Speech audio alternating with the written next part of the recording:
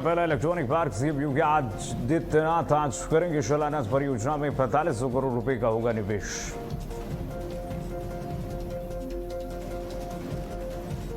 अयोध्या चढ़ावा चोरी मामले में बड़ा एक्शन, सभी 8 आरोपियों को भेजा गया जेल। 29 जून तक न्यायिक हिरासत में भेजे गए आरोपी।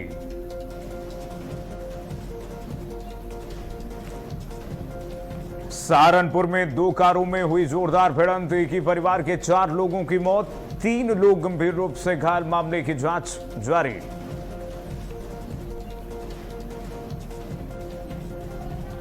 यूपी में आज से 30 जून तक बदलेगा मौसम का मिजाज। मौसम विभाग ने जारी किया अलर्ट, गरज चमक के साथ तेज बारिश का अलर्ट। 4 दिन गर्मी से मिलेगी राहत।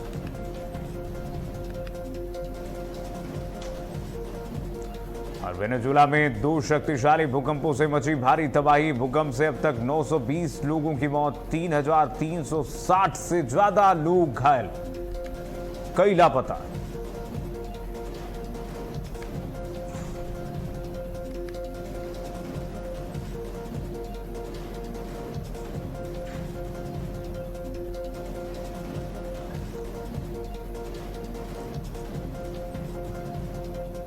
नमस्कार, बहुत स्वागत है आपका। भारत अपडेट देख रहे हैं आप। मैं आपके साथ कीर्तिमान सिंह। सीधे चलते हैं गोरखपुर। मुख्यमंत्री योगी आदित्यनाथ संबोधित कर रहे हैं, सुनाते हैं आपको। अभियान के अंतर्गत भारतीय जनता पार्टी महानगर गोरखपुर के इस प्रशिक्षण अभियान कार्यक्रम में मंच पर उपस्थित भारतीय जनता पार्टी के प्रदेश के उपाध्यक्ष और विधान परिषद सदस्य डॉक्टर धर्मेंद्र सिंह जी,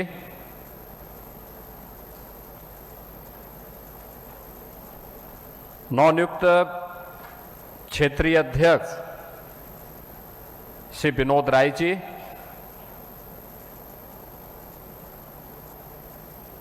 प्रदेश के नवनियुक्त उपाध्यक्ष श्री रमेश सिंह जी, वर्ग प्रभारी श्री त्र्यंबकनाथ त्रिपाठी जी, महानगर के अध्यक्ष श्री रमेश प्रताप गुप्त जी, गोरखपुर के लोकप्रिय सांसद पंडित रविकिशन शुक्ल जी,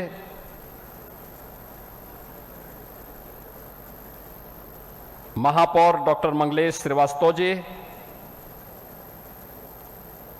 गोरखपुर ग्रामीण से विधायक श्री विपिन सिंह जी, महानगर महामंत्री श्री अच्युतानंद शाही जी, भारतीय जनता पार्टी के वरिष्ठ नेता विधान परिषद के पूर्व सदस्य श्री विनोद पांडे जी, क्षेत्रीय कोषाध्यक्ष श्री पुष्पदंत जैन जी,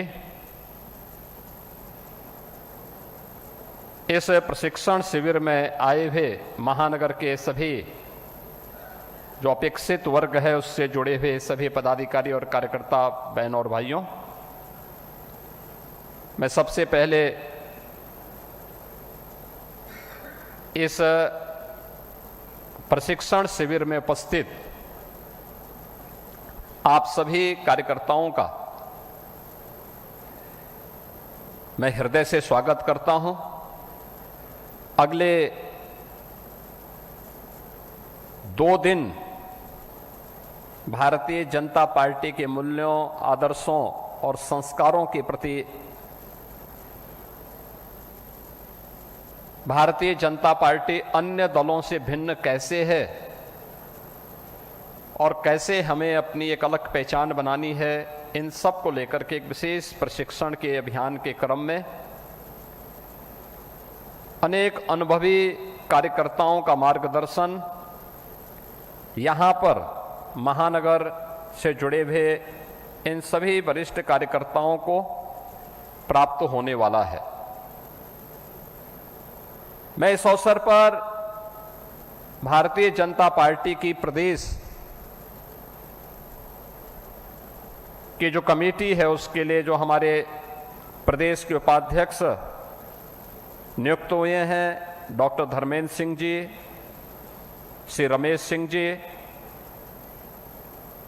और क्षेत्रीय अध्यक्ष के रूप में भारतीय जनता पार्टी के एक बहुत पुराने कार्यकर्ता, जिन्हें क्षेत्रीय महामंत्री के रूप में आजमगढ़ जिले में लंबे समय तक कार्य करने का अवसर प्राप्त है, ऐसे अनुभवी कार्यकर्ता को क्षेत्रीय अध्यक्ष बनाए जाने के अवसर पर मैं इन सभी का हृदय से अभिनंदन करते हुए बधाई देता हूं। भारतीय जनता पार्टी का जो एक प्रशिक्षण शिविर है, यह पंडित दीनदयाल उपाध्याय प्रशिक्षण महाअभियान का हिस्सा है। हम सब जानते हैं कि राष्ट्रीय स्वयंसेवक संघ के एक प्रचारक के रूप में, एक स्वयंसेवक के रूप में, एक प्रचारक के रूप में पंडित दीनदयाल उपाध्याय जी ने उन संस्कारों से ढल करके वे भारतीय जनता पार्टी के भारतीय जनसंघ की स्थापना के समय में एक संगठन महामंत्री के रूप में उन्होंने इस दायित्व का निर्वहन प्रारंभ किया। भारतीय राजनीति में अंत्योदय कि जब हम बात करते हैं, अंतिम पायदान पर बैठे हुए व्यक्ति के लिए शासन की नीतियों का आधार अंतिम पायदान पर बैठा हुआ व्यक्ति होना चाहिए। और पंडित दीनदयाल उपाध्याय जी ने स्वतंत्र भारत में सरकारों को इस बात के लिए आह्वान किया कि हमारी आर्थिक उन्नति का आधार, आर्थिक उन्नयन का जो आधार है, वह ऊंचे पायदान पर खड़े व्यक्ति पर नहीं, बल्कि सबसे नीचे पायदान पर बैठे हुए उस व्यक्ति के साथ हम अपने आर्थिक नीतियों का समन्वय करें और आर्थिक नीतियां उनके हित को ध्यान में रख करके बनाई जानी चाहिए जो अंतिम पायदान पर बैठा हुआ व्यक्ति है। और तब उन्होंने देश की आर्थिक नीतियों के आधार को ध्यान में रखते हुए अंत्योदय का एक विचार भारतीय राजनीति को प्रदान किया। वास्तव में राजनीति मूल्यों और आदर्शों पर आधारित होती है। बिना मूल्य और आदर्श की राजनीति की स्थिति, जिसके बारे में श्रद्धेय अटल बिहारी वाजपेयी जी कहते थे कि वह तो एक मौत का फंदा है। अगर जो व्यक्ति बिना मूल्यों के, बिना आदर्शों के राजनीति में आया है तो अपने आप तो वह मरेगा ही मरेगा, लेकिन वह सिस्टम को भी मार डालेगा। और इसीलिए इस पूरे अभियान को भारतीय जनता पार्टी ने पंडित दीनदयाल उपाध्याय जी के मूल्यों और आदर्शों के से जोड़ते हुए उसे इस प्रशिक्षण के माध्यम से एक एक कार्यकर्ता के मन में पंडित दीनदयाल उपाध्याय जी के मूल्य, आदर्श, ये संस्कार समाहित हो सके, इसको ध्यान में रख करके इस प्रशिक्षण महाअभियान को पूरे देश के अंदर प्रारंभ किया। महानगर इकाई इस क्षेत्र में सबसे बाद में गठित हुई, इसलिए महानगर का ये प्रशिक्षण विभिन्न कार्यक्रमों के कारण आज से प्रारंभ हो रहा है। 1951 से लेकर के 1977 तक, 1980 से लेकर के और भारतीय जनता पार्टी का जो वर्तमान में पूरे देश के अंदर जिस प्रकार का वर्चस्व चल रहा है, पूरे देश के अंदर जिन आशाओं और आकांक्षाओं को लेकर के भारतीय जनता पार्टी ने अपनी यात्रा प्रारंभ की है, दुनिया के अंदर किसी भी राजनीतिक दल के लिए इस प्रकार की सफलता की प्रतिमान को स्थापित करना यह किसी सपने से कम नहीं। आज अगर पूरे दुनिया के अंदर सबसे बड़े राजनीतिक दल के रूप में भारतीय जनता पार्टी खड़ी है, दुनिया के लिए लोकतांत्रिक मूल्यों पर विश्वास करने वाले लोगों के लिए वह एक प्रेरणा बनी है, तो इसके पीछे भारतीय जनसंघ के समय से रसे बसे वे संस्कार हैं, वे मूल्य हैं जो भारतीय जनता पार्टी के प्रत्येक कार्यकर्ता ने अंगीकार किए थे। 1951 में संस्थापक अध्यक्ष के रूप में डॉक्टर श्यामा प्रसाद मुखर्जी के नेतृत्व में जो यात्रा प्रारंभ हुई, डॉक्टर श्यामा प्रसाद मुखर्जी के नेतृत्व में जो यात्रा 1951 में प्रारंभ होती है, 1977 तक भारतीय जनसंघ के रूप में यह यात्रा मजबूती के साथ आगे बढ़ी थी। ऐसा नहीं कि सत्ता को भ्रष्ट मान करके भारतीय जनसंघ ने यात्रा की हो, नहीं। डॉक्टर श्यामा प्रसाद मुखर्जी तो देश की पहली सरकार जब बनी थी, स्वतंत्र भारत की पहली सरकार बनी थी, उस सरकार में स्वयं देश के अंदर खाद्य और भारी उद्योग के मंत्री थे। लेकिन मंत्री पद को तिलांजलि देते हुए नेहरू सरकार के द्वारा तुष्टीकरण की पोषक नीतियों को प्रोत्साहित करने के कारण उसके विरोध में उन्होंने मंत्रिमंडल से इस्तीफा दिया और उसके खिलाफ देश के अंदर आंदोलन की शुरुआत करने लग गए। राष्ट्रीय स्वयंसेवक संघ के संपर्क में आने के कारण बाद में राष्ट्रीय स्वयंसेवक संघ को भी लगा कि नहीं, ये उचित समय है जब हम देश को उस विकल्प की पूर्ति का आधार बना सकते हैं जो एक वैक्यूम कांग्रेस के तुष्टीकरण की पोषक नीतियों के कारण प्रारंभ होने वाला है। उन विकल्पों की पूर्ति के लिए एक राजनीतिक दल आज आवश्यक है और उस राजनीतिक दल के रूप में जो नेतृत्व उस समय दिया गया था वह डॉक्टर श्यामा प्रसाद मुखर्जी के नेतृत्व में भारतीय जनसंघ की स्थापना के साथ प्रारंभ होता है। भारतीय जनसंघ ने जो यात्रा प्रारंभ की, याद करिए, जब हर दल अपनी स्वयं की सत्ता के लिए, स्वयं के वर्चस्व के लिए लड़ता है, भारतीय जनसंघ ने स्थापना के बाद देश के अंदर जो लड़ाई प्रारंभ की थी वह कांग्रेस में, कांग्रेस सरकार के कश्मीर के खिलाफ की साजिशों का पर्दाफाश करने के लिए हुआ था। देश की एकता और अखंडता को बनाए रखने के लिए अभियान चला था और डॉक्टर श्यामा प्रसाद मुखर्जी भारतीय जनसंघ के अध्यक्ष के रूप में कश्मीर को भारत से अलग करने की साजिश के खिलाफ लड़े और उन्होंने अपना बलिदान दिया। याद करिए, आज भी भारतीय जनता पार्टी हो या उससे पहले भारतीय जनसंघ हमेशा एक नारा लगाता था, जहां हुए बलिदान मुखर्जी व कश्मीर हमारा है।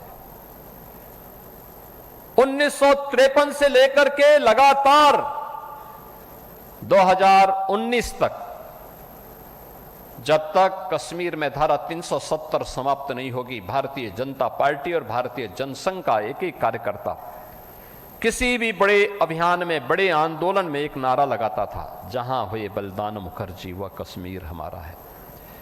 एक देश में दो प्रधान, दो विधान, दो निशान नहीं चलेंगे, नहीं चलेंगे, यह आह्वान करते हुए उन्होंने कश्मीर की परमिट पद्धति का विरोध करते हुए डॉक्टर श्यामा प्रसाद मुखर्जी एक साजिश के शिकार हो गए।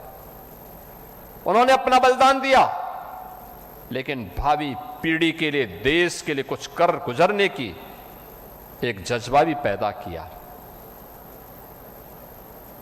यानी भारतीय जनसंघ जो भारतीय जनता पार्टी का पूर्व नाम है, यह उन महापुरुषों के बलिदानों पर आधारित है। डॉक्टर श्यामा प्रसाद मुखर्जी सबसे कम उम्र में कोलकाता विश्वविद्यालय के कुलपति के रूप में, जिन्होंने एक शिक्षाविद के रूप में एक दिशा दी, मात्र 33 वर्ष की उम्र में कुलपति बन गए थे। भारत के विभाजन को लेकर के जो षड्यंत्र हो रहे थे, पूरा बंगाल पाकिस्तान में शामिल करने की साजिश हो रही थी, उसके खिलाफ कोई लड़ा था तो डॉक्टर श्यामा प्रसाद मुखर्जी लड़े थे। बंगाल के अकाल के खिलाफ संघनाद करने वाले नामों में से प्रमुख नाम आता है उस वहां की त्रासदी से वहां के लोगों को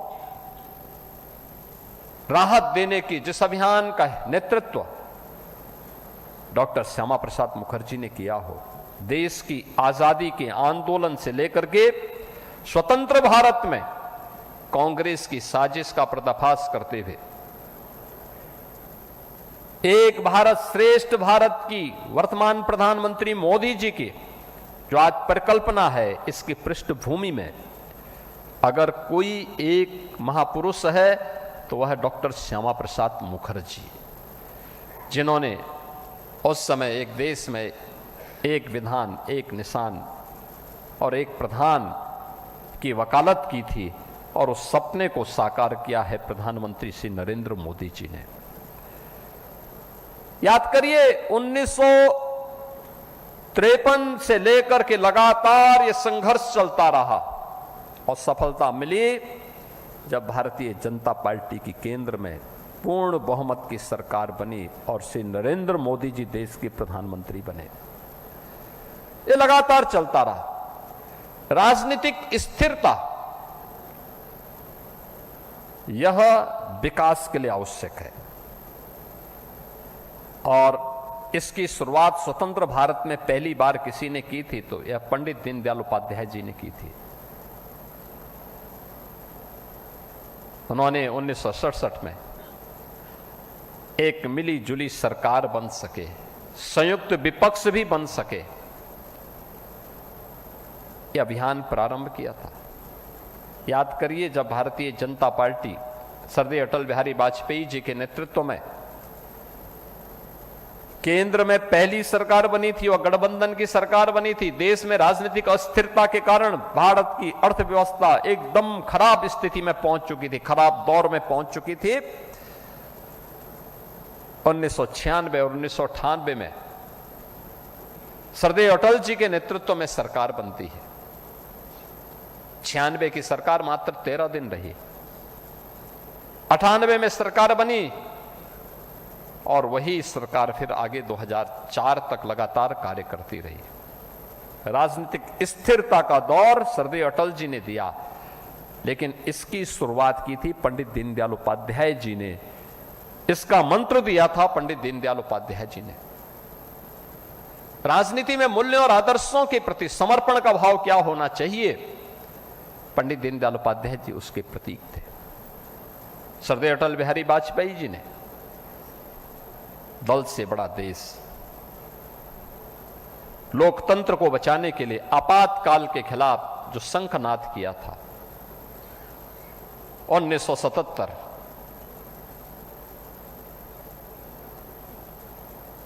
जब 25 जून 1975 को देश के अंदर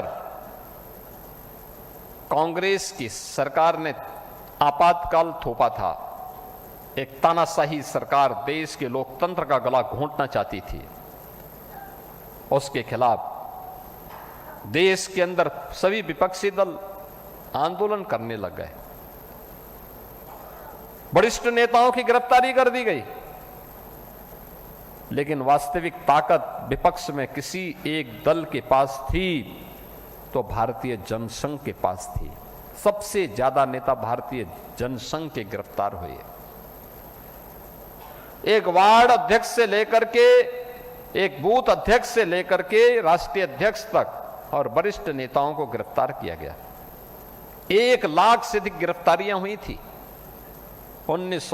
1975 में, आप सोचो इतनी बड़े पैमाने पे गिरफ्तारियां हुई, तब देश के लोकतंत्र को बचाने के सरदार अटल बिहारी वाजपेयी जी के नेतृत्व में जो निर्णय हुआ, देश के लिए दल से बड़ा देश, और दल से बड़ा देश है, इसके लिए कार्य करना है, तो इसके लिए उस समय उन्होंने भारतीय जनता पार्टी में भारतीय जनसंघ का विलय किया। पहली बार जो सरकार बनी श्री मोरारजी देसाई जी के नेतृत्व में, भारतीय जनसंघ की ओर से सरदार अटल बिहारी वाजपेयी जी, श्री लाल कृष्ण आडवाणी जी, नानाजी देशमुख जैसे नेताओं को उस सरकार में कार्य करने का अवसर प्राप्त हुआ।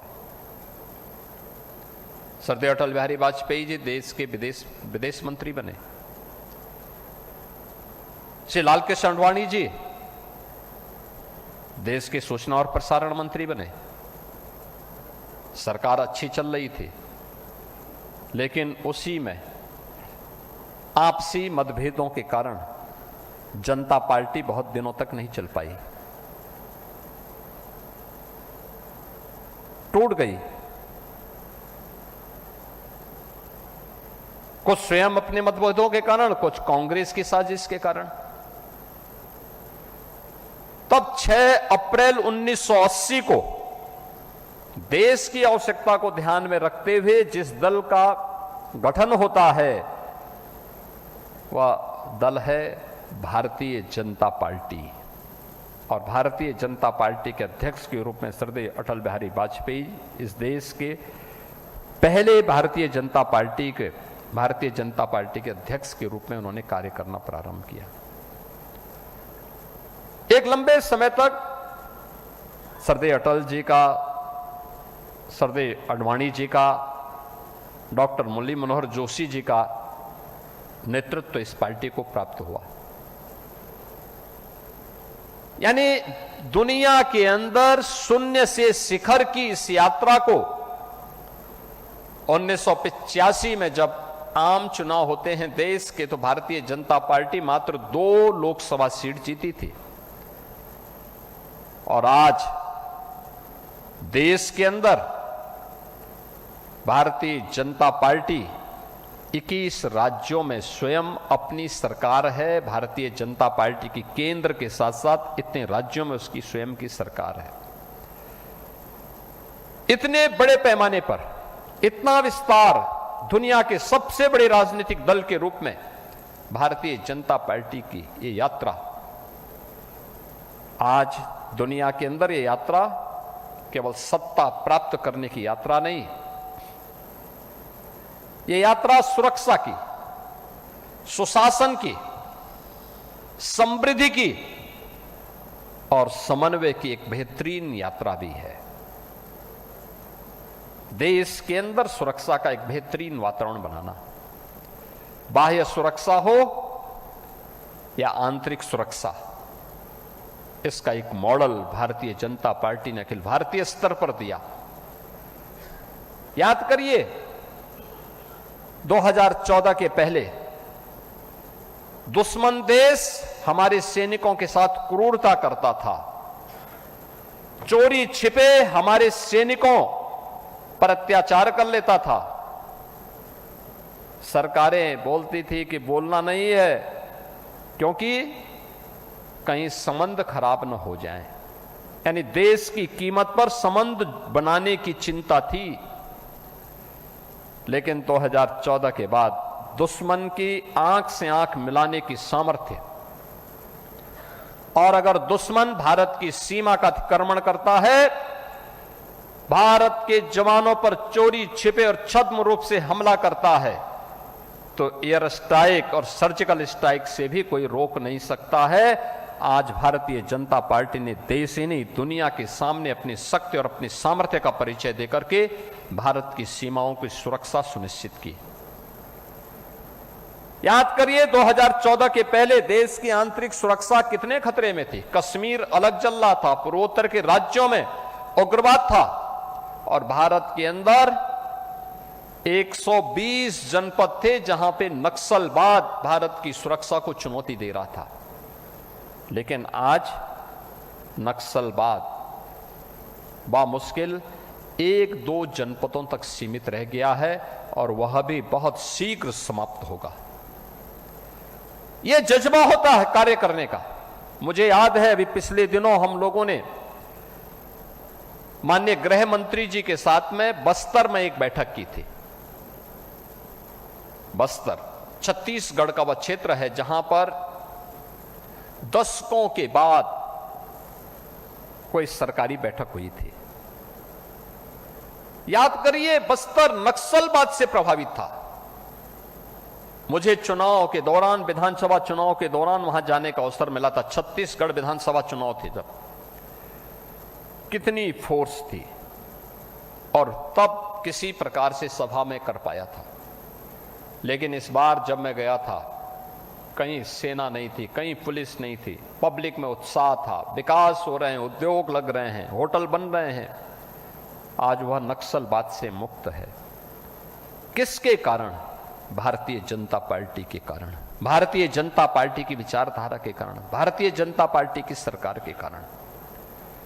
पूरे देश के अंदर नक्सलवाद को प्रभावी ढंग से नियंत्रित किया गया है। कश्मीर के आतंकवाद को पूरी तरह कुचल दिया गया है।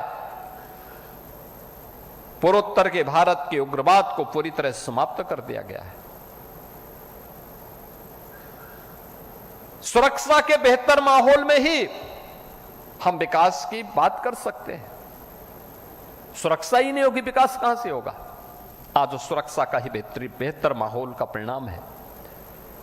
देश के अंदर कार्य हो रहे हैं इंफ्रास्ट्रक्चर के, रोड कनेक्टिविटी के, highway, expressway, airport, inland waterway, railway का networking, metros, ropeway, logistic hub और इससे संबंधित अन्य तमाम बड़े कार्यक्रम चल रहे हैं। बड़े पैमाने पे कार्य हो रहे हैं। इंफ्रास्ट्रक्चर जिस भी देश का जितना मजबूत होगा, वह देश उतनी तेज गति से विकास करेगा। ये विकास की प्राथमिक आवश्यकता है। वेलफेयर के माध्यम से जनता जनार्दन के सपनों को साकार करना, पंडित दीनदयाल उपाध्याय जी का सपना साकार करना कि देश की आर्थिक नीतियों का आधार ऊंचे पायदान पर खड़े हुए व्यक्ति से नहीं, सबसे नीचे पायदान पर बैठे हुए व्यक्ति से की जाएगी। नीतियां उसको ध्यान में रख करके बनेंगे और आज उसी को ध्यान में रख करके प्रधानमंत्री मोदी जी के नेतृत्व में पिछले 12 वर्ष के अंदर हमने बदलते हुए भारत को देखा है। कोई सोचता था 12 करोड़ गरीबों के घर में शौचालय बन जाएगा, 4 करोड़ गरीबों के घर का अपना सिर ढकने के लिए छत मिल जाएगी, प्रधानमंत्री आवास योजना का लाभ मिलेगा, करोड़ों लोगों को हर घर नल के माध्यम से शुद्ध पेयजल मिल जाएगा, 50 करोड़ गरीबों को 5 लाख रुपए की आयुष्मान भारत की सुविधा, या 80 करोड़ लोगों को फ्री में राशन की सुविधा का लाभ, प्रधानमंत्री जीवन ज्योति योजना, प्रधानमंत्री जीवन सुरक्षा योजना, या फिर प्रधानमंत्री स्टार्टअप की स्कीम, स्टैंड अप की स्कीम, डिजिटल इंडिया की बात हो, या फिर पीएम विश्वकर्मा, या फिर 1 डिस्ट्रिक्ट 1 प्रोडक्ट की बात। ये सभी स्कीम ऐसी हैं जो हर व्यक्ति के जीवन में व्यापक परिवर्तन करती। स्ट्रीट वेंडर से लेकर के गांव के अंदर निवास करने वाला एक गरीब घरौनी की सुविधा का लाभ प्राप्त कर रहा है। यह वेलफेयर की स्कीम है जिसके कारण 25 करोड़ लोग पिछले 11-12 वर्ष में गरीबी रेखा से उभर करके मध्यम श्रेणी में आए हैं और मध्यम श्रेणी से विकास की द्रुत गति के साथ भारत के विकास में सहभागी बन पा रहे हैं। ये अभियान पूरे देश के अंदर हम एक विचारधारा के साथ जुड़ करके हमारा मूल्य भारत के मूल्यों के साथ, भारत की विचारधारा के साथ, भारत की विरासत के साथ हम अपने आप को जोड़ेंगे। कोई कल्पना करता था कि अयोध्या में श्री राम जन्मभूमि का विवाद समाप्त हो पाएगा? आज अयोध्या में प्रभु श्री राम का भव्य मंदिर का निर्माण हो चुका है। लाखों श्रद्धालु अयोध्या धाम में आ रहे हैं। काशी में काशी विश्वनाथ धाम का निर्माण हो गया है। विंध्याचल में मां विंध्यवासिनी धाम का निर्माण हो गया है। हजारों वर्षों से चली आ रही कुंभ की परंपरा, आप देख रहे होंगे, कुंभ हजारों वर्षों से हो रहे हैं, लेकिन दिव्य और भव्य कुंभ भी हो, ये पहली बार हो रहा है।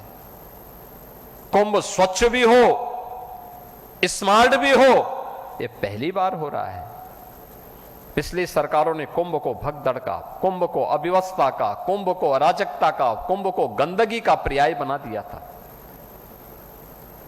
और इसीलिए दुनिया के अंदर एक धारणा बन चुकी थी कि कुंभ का मतलब गंदगी, कुंभ का मतलब भगदड़। उस धारणा को बदला है, ये तब बदली है जब भारतीय जनता पार्टी की सरकार आई। विरासत को कैसे सम्मान दिया जाना चाहिए? आजादी के अमृत महोत्सव वर्ष के अवसर पर आपने देखा होगा कैसे आजादी के अमृत महोत्सव वर्ष पर हर देशवासी को तिरंगा के माध्यम से, भारतीय जनता पार्टी के नेतृत्व की सरकार ने यह नहीं कहा कि आप कमल के फूल का झंडा अपने घर में लगाओ। भारतीय जनता पार्टी ने कहा कि भारत के आन मान शान का प्रतीक भारत का तिरंगा हर घर पे लहराया जाना चाहिए। यही आजादी के अमृत महोत्सव वर्ष में प्रधानमंत्री मोदी जी का संदेश था, यानी दल से ऊपर देश। और यह भारतीय जनता पार्टी ने उस समय किया। अनेक अभियानों को आगे बढ़ाने का काम। इस अवसर पर देश के सैनिकों के प्रति सम्मान का भाव पैदा हो। सैनिक स्मारकों को भारतीय जनता पार्टी के कार्यकर्ताओं ने सजाने संवारने का काम किया था। उनके रंग रोगन करने की व्यवस्था की थी। यानी ये सभी वे मूल्य और वे आदर्श हैं जो अन्य दलों को भी जिनसे प्रेरणा लेनी चाहिए कि अगर हम दल से ऊपर देश को मानने लग जाएंगे, व्यक्ति से ऊपर समाज को मानने लग जाएंगे, तो सार्वजनिक जीवन सुचितापूर्ण होता हुआ दिखाई देगा। राष्ट्र विकास की नई बुलंदियों को छूता हुआ दिखाई देगा। लेकिन जब इन संकीर्णताओं में हम पढ़ करके स्वयं के स्वार्थ में डूबे रहते हैं, तब देश की सुरक्षा में भी सेंध लगती है। सार्वजनिक जीवन के मूल्य और आदर्श भी धराशायी होते हुए दिखाई देते हैं। और इन सब से उभर करके एक नई प्रेरणा का केंद्र बिंदु अगर भारतीय जनता पार्टी आज बनी है, उसके पीछे उन लाखों लाख कार्यकर्ताओं का परिश्रम है, उनके अपने संस्थापकों के मूल्यों और आदर्शों के प्रति समर्पण का भाव है। सम और विषम परिस्थिति में अपने मूल्यों और आदर्शों के साथ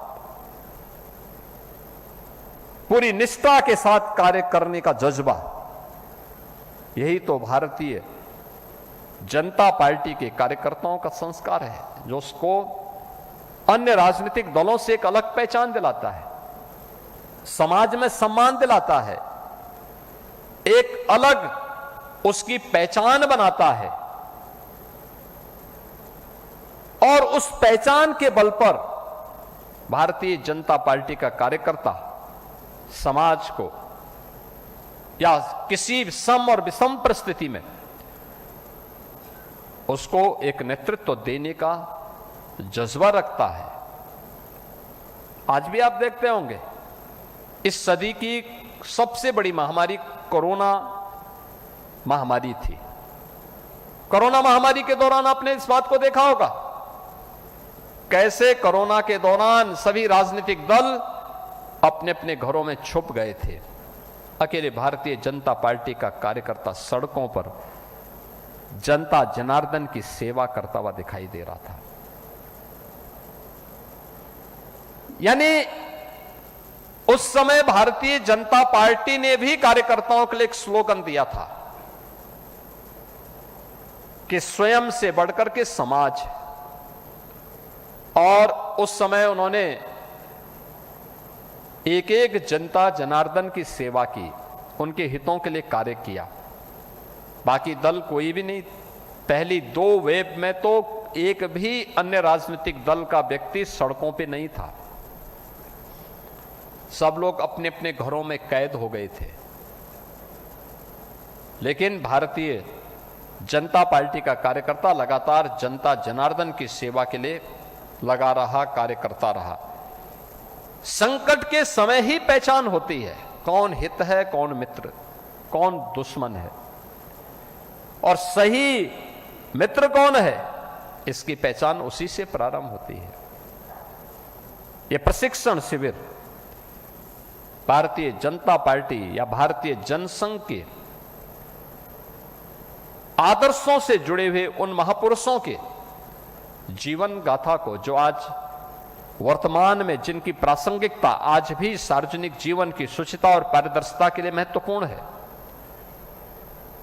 भारतीय जनता पार्टी का हर कार्यकर्ता उन मूल्यों और आदर्शों को अपने जीवन का हिस्सा बना सके, इस बात को ध्यान में रख करके यह प्रशिक्षण भारतीय जनता पार्टी के स्तर पर पूरे देश के अंदर प्रारंभ किया गया।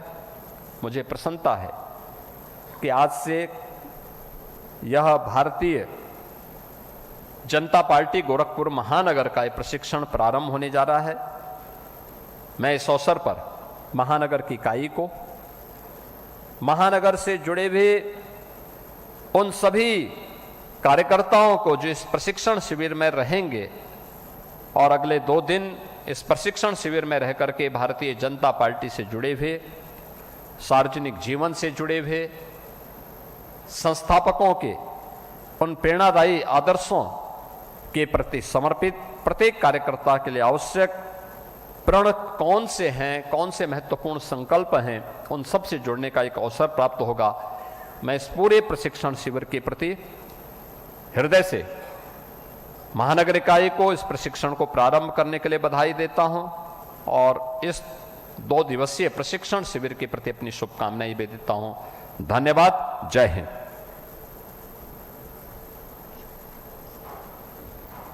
प्रथम सत्र, उद्घाटन सत्र, आभार ज्ञापन के लिए भारतीय जनता पार्टी गोरखपुर क्षेत्र के नवनियुक्त क्षेत्रीय अध्यक्ष आदित्यनाथ को आपने सुना, जहां सीएम योगी आदित्यनाथ ने पंडित दीनदयाल उपाध्याय प्रशिक्षण महाअभियान 2026 का आगाज किया और इसकी शुरुआत करते ही सीएम योगी आदित्यनाथ की तरफ से कहा गया कि कांग्रेस के शासन में जो गलतियां हुई है वो कोशिश यही रही है कि वो वापस से रिपीट ना हो, और शायद एकमात्र यही वजह कि आज देश की जनता कांग्रेस को पसंद नहीं करती है। हालांकि प्रशिक्षण कार्यक्रम भारतीय जनता पार्टी का ये अब शुरू हो चुका है। इस प्रशिक्षण कार्यक्रम के माध्यम से बाकायदा 2027 के विधानसभा चुनाव की जो राहें हैं उसको आसान करने का प्रयास यहां पर किया जाएगा। और बेहद महत्वपूर्ण ये हो जाता है क्योंकि अमूमन तौर पर हर विधानसभा चुनाव से पहले इस तरह के प्रशिक्षण कार्यक्रम किए जाते हैं जहां बीजेपी के तमाम कार्यकर्ता, जनप्रतिनिधियों की उपस्थिति रहती है और प्रशिक्षण यानी कि उनको ये सिखाए जाते हैं, उनको गुर सिखाए जाते हैं, उनको मूल मंत्र दिए जाते हैं कि कैसे 2027 के विधानसभा चुनाव में फतेह हासिल करनी है। हालांकि इस वक्त दोनों मुख्य पार्टी है, समाजवादी पार्टी और बीजेपी। अब ऐसे में दोनों पार्टियों के बीच में इस वक्त आमने सामने और कांटे की टक्कर देखने को मिल पा रही है, लेकिन अब आने वाले समय में किस तरह से स्थिति और बेहतर होगी वो देखना बेहद महत्वपूर्ण है। और ऐसे में ये दौरा सीएम योगी आदित्यनाथ का गोरखपुर का बेहद महत्वपूर्ण हो जाता है, जहां सीएम योगी आदित्यनाथ पहुंचे और इस दौरान उन्होंने अपने संबोधन में कई महत्वपूर्ण बातों का जिक्र किया। बीजेपी कार्यकर्ताओं के कॉन्फिडेंस को बूस्ट करने का प्रयास योगी आदित्यनाथ की तरफ से किया गया। और इसके साथ ही प्रशिक्षण कार्यक्रम चूंकि अब शुरू हो चुका है, प्रशिक्षण कार्यक्रम के माध्यम से कार्यकर्ताओं के मनोबल को यहां पर और बढ़ाया जाएगा। साथ ही आने वाले समय के लिए कैसे रणनीति अपनानी है, उन तमाम चीजों को लेकर बातचीत की जाएगी।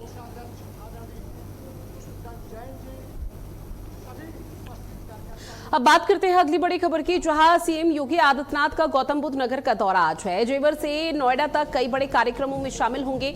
एमएसएमई दिवस कार्यक्रम में शिरकत करेंगे योगी आदित्यनाथ। इलेक्ट्रॉनिक्स और सोलर मैन्युफैक्चरिंग प्लांट का भी शिलान्यास होगा।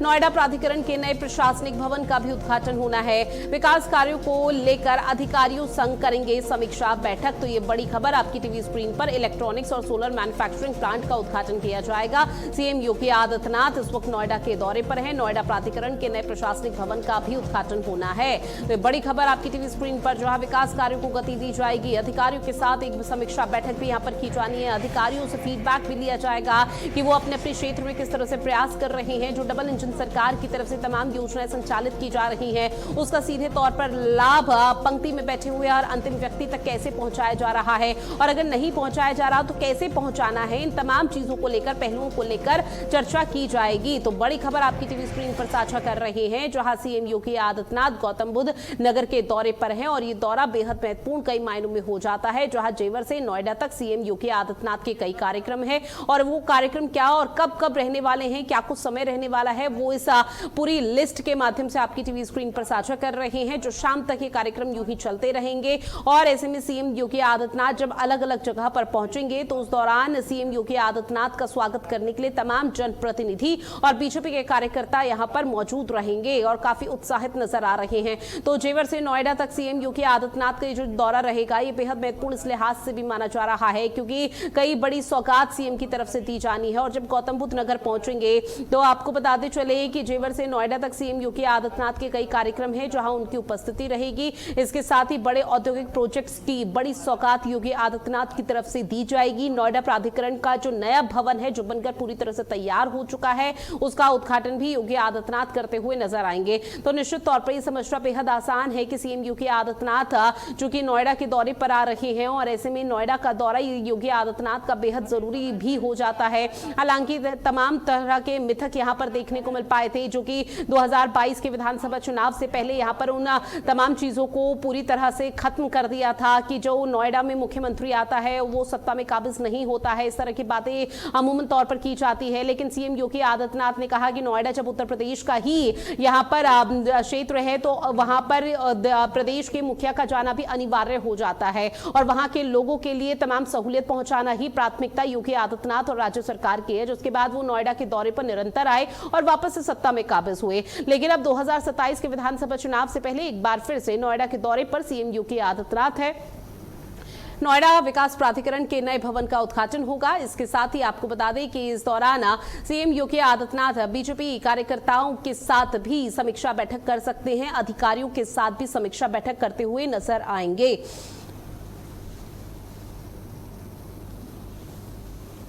तो बड़ी खबर, नोएडा प्राधिकरण के नए भवन का उद्घाटन किया जाना है, और सीएम योगी आदित्यनाथ चूंकि नोएडा के दौरे पर हैं, गौतम बुद्ध नगर के दौरे पर आज हैं, तो निश्चित तौर पर यह समझना बेहद आसान कि किस तरह से वो तमाम कार्यक्रम रहेंगे जहां पर सीएम योगी की उपस्थिति रहेगी। बड़े औद्योगिक प्रोजेक्ट्स की सौगात देंगे जो कि लंबे समय से यहाँ पर अधर में लटके हुए हैं, और ऐसे में इंतजार किया जा रहा है योगी आदित्यनाथ की इन करोड़ों सौगातों का।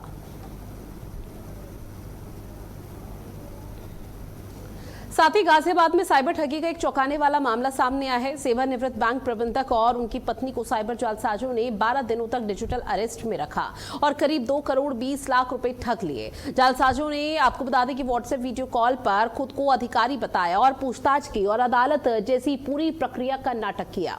डर की वजह से बुजुर्ग ने अपनी जमा पूंजी के साथ 70 लाख रुपए उधार लेकर भी ठगों के खातों में रकम भेज दी। ठगी का पता चलने के बाद पीड़ित ने पुलिस में शिकायत दर्ज कराई। पुलिस अब पूरे मामले की जांच में जुटी हुई है। तो गाजियाबाद से एक और मामला ऐसा सामने आ चुका है जहां बुजुर्ग दंपति से अब साइबर ठगी की गई है, और ऐसे में जो साइबर ठगी की गई है, ये पिछले कुछ समय से निरंतर इस तरह के मामलों में बढ़ोतरी देखने को मिल रही है। जहां पूर्व बैंक प्रबंधक से करोड़ों की ठगी रही, खुद को अपना एक अधिकारी बताया कि वो जिस विभाग में काम करता है, और ऐसे में एफआईआर दर्ज कराने और जेल भेजने की तमाम धमकियों का यहाँ पर प्रयास उस अधिकारी की तरफ से किया गया, यानी कि ठग की तरफ से किया गया, जिसके बाद भोले भाले और मासूम लोग उनकी बातों में आ जाते हैं और उनकी चपेट में आ जाते हैं, जिससे वो अपना बड़ा निशाना और अपने मंसूबों में कामयाब हो जाते हैं। अब ऐसे में उधार लेकर ठगों की जो यहाँ पर तमाम सिफारिश थी या जो रकम मांगी गई थी वो यहाँ पर बुजुर्ग दंपति की तरफ से पूरी की, लेकिन जब तक ये पता चलता कि उनके साथ ठगी हुई है तब तक बहुत देर हो चुकी थी। उसके बाद अब लगातार गुहार लगाई जा रही है। साइबर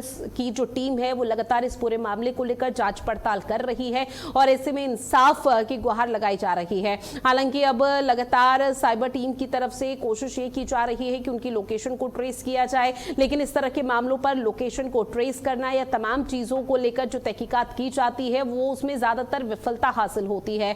अब इस पूरे मामले पर कैसे पुलिस प्रशासन की तरफ से डिजिटल अरेस्ट जो दंपति को किया गया है उसमें क्या कुछ निकलकर सामने आता है ये आने वाला वक्त बताएगा, लेकिन अब इंतजार किया जा रहा है कि पूरे मामले को लेकर किस तरह से तहकीकात की जाती है।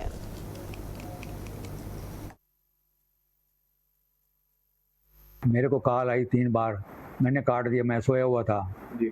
उसके बाद जो चौथी बार जब आई तो फिर मैं उठा के बाहर आ गया तो कहने लगे आपके आसपास तो कोई नहीं है। मैंने कहा मेरे आसपास तो कोई नहीं है, तुम्हारे नाम जो है वारंट हैं अरेस्ट करने के, अगर आप सहयोग करोगे तो हम ये वारंट जो है लागू नहीं करेंगे और फिर बाकी जितनी भी बात हुई है सारी आप जो है डिलीट कर दो, कोई भी चीज़ रहनी नहीं चाहिए और ये बात किसी को भी नहीं बतानी।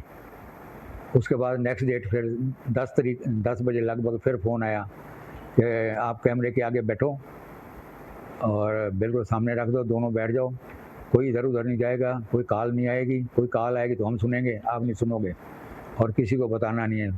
हम 10 बजे से लेकर शाम के 6 बजे तक हाउस अरेस्ट रहे। ये सिलसिला वैसे तो जो है 22 मई से लेकर 4 जून तक चलता रहा।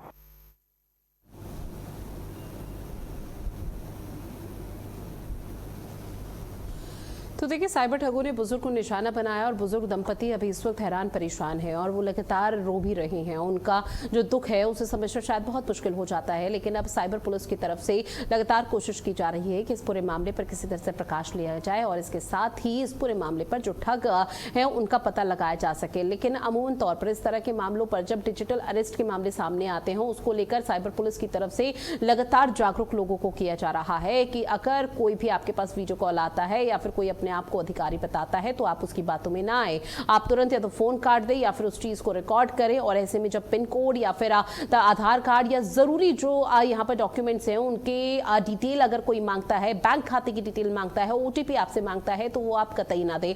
लेकिन उसके बावजूद भी जो ठगों का सबसे सॉफ्ट टारगेट होते हैं वो या तो भोली भाली जो घरेलू महिलाएं रहती हैं उनको अपना निशाना बनाया जाता है या बुजुर्ग दंपति को निशाना बनाया जाता है। और ठीक गाजियाबाद में भी यही हुआ जहां पर ठगों की तरफ से बुजुर्ग दंपति को अपना निशाना बनाया गया। पूर्व बैंक प्रबंधक से करोड़ों की ठगी की एक बड़ी वारदात को अंजाम दिया गया। पहले वीडियो कॉल किया, अपने आप को अधिकारी बताया, डिजिटल अरेस्ट किया, जिसके बाद उनसे करोड़ों की ठगी की गई है।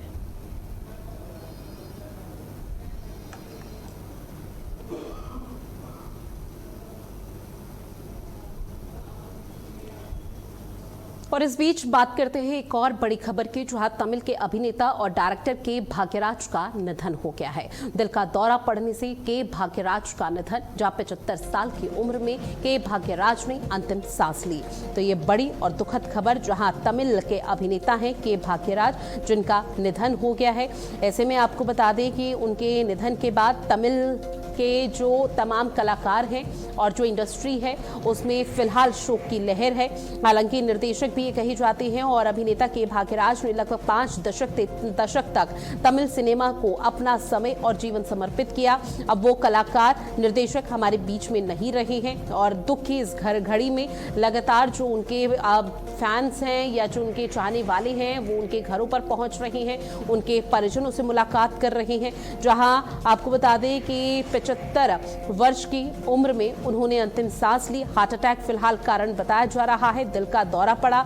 लेकिन यहां भी सवाल कई उठ जाते हैं क्योंकि अभी तक ये जो तस्वीरें के भाग्यराज को लेकर देखने को मिलती थी वो काफी फिट एक्टर माने जाते थे। अब ऐसे फिट जो एक्टर हैं, अभिनेता हैं, उनका दिल का दौरा पड़ने से निधन हो गया है। जहां आपको बता दें कि पूरे करियर में लगभग 75 से ज्यादा फिल्में में उन्होंने अभिनय किया है, 20 से ज्यादा फिल्मों का निर्देशन भी किया है। बतौर जूनियर आर्टिस्ट आर्टिस्ट उन्होंने अपना एक्टिंग करियर भी शुरू किया था।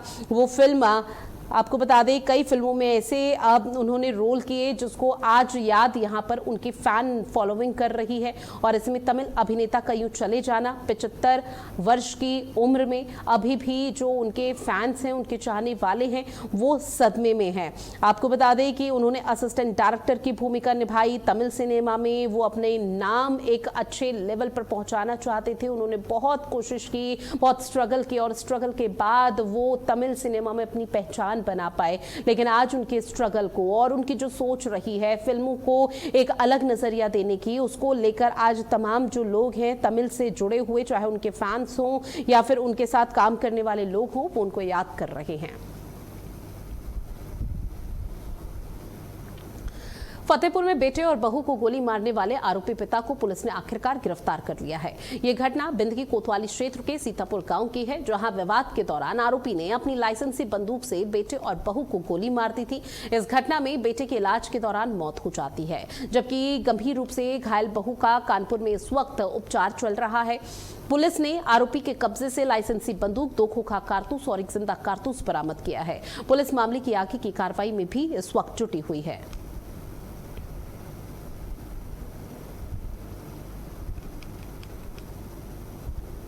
और देखिए उत्तर प्रदेश के फतेहपुर की एक खबर है, जहां बेटी की मौत हो चुकी है, बहू गंभीर रूप से घायल है। और इसमें हैरान कर देने वाली बात यह कि जो आरोपी निकला जिसने इस बड़ी वारदात को अंजाम दिया, वो बेटे का यानी कि जो लड़का था उसके पिताजी हैं।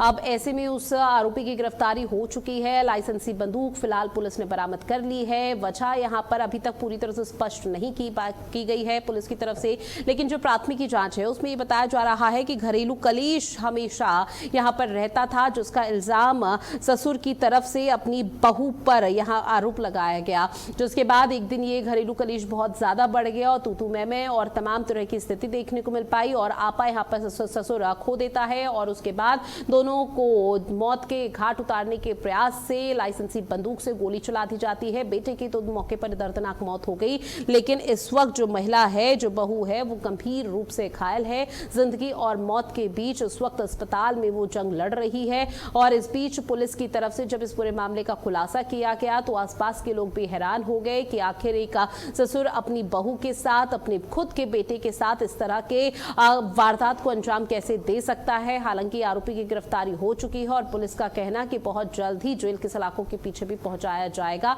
बख्शा किसी को नहीं जाएगा।